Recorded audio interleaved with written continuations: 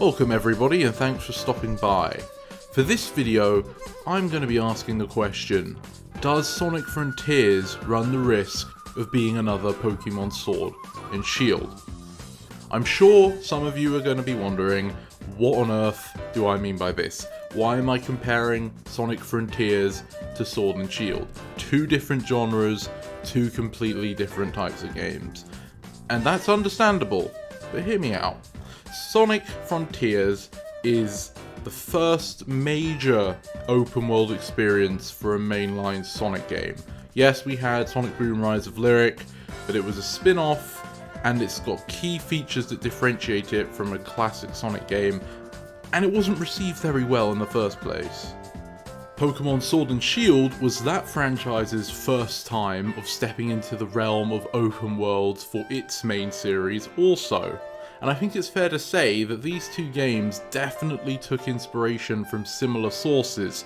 Not completely the same, but Breath of the Wild is 100% an influence on both of these entities, as well as just a general rise of popularity for open world games in general in recent years. So what other connections am I trying to draw between these two games?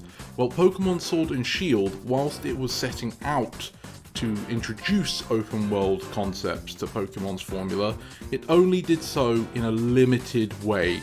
Most of its true potential was just seedlings, hints at what could later become something greater, but at the time remained rather unfinished or hollow.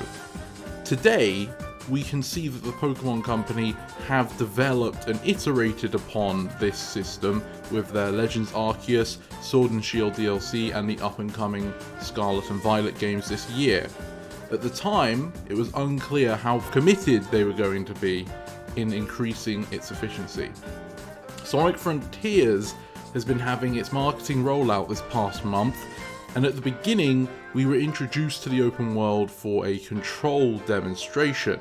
And in that video, many fans pointed out the world seemed rather barren. It wasn't completely stark of things to do, but there were large gaps between activities, and unfortunately, the items in the world would pop in distance. The rendering was not perfect.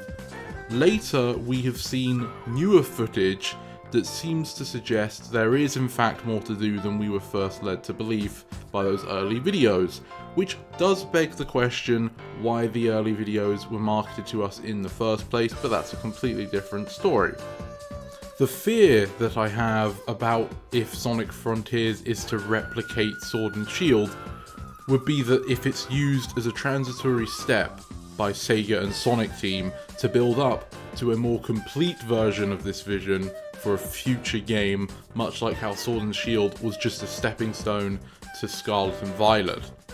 We've waited 5 years for Sonic Frontiers, and they have been very coy with the marketing, sprinkling very few pieces of information, but having lots of posturing claims about it being a new beginning, the start of the next decade, and it's supposed to have changes on the level of adventure for the series going forward. So Sega themselves have built up this game, but the contradiction is the footage we have seen does not fully represent those claims. You could maybe start hoping they're accurate, but we haven't seen something that is just completely blow you away so far.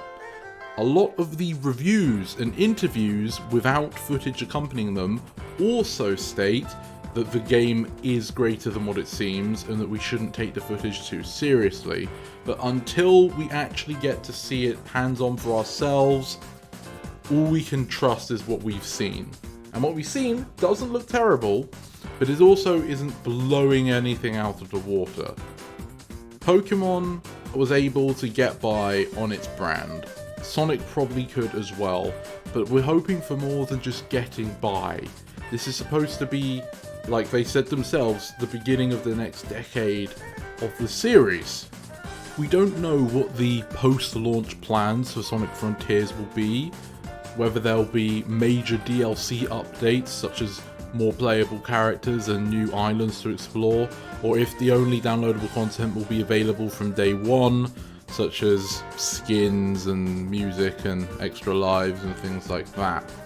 But if they're following the Pokemon model, that would involve more substantial content being rolled out over time, with improvements based on feedback from the core game. Personally, I would be much happier if Sonic Frontiers did not rely on downloadable content and was just a complete sound experience out of the box.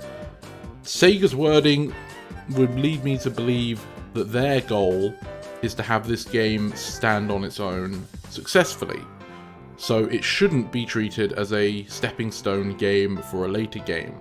And that sort of mindset of, oh, okay, it's not quite what I wanted it to be, but it's just a stepping stone for the next game. You could say that for the last 10 years of Sonic. When is that payoff game coming? If each game's a stepping stone, maybe we're just skipping away from our problems. But anyway, this video is a bit out there, I know. I just couldn't help but notice some comparisons between Pokemon's first steps to more open world and Sonic's. They both had a little bit of a subtraction of their core gameplay formula at first, and so the fear is, will Sonic Frontiers' open world elements drag down the experience, or will it be a positive addition?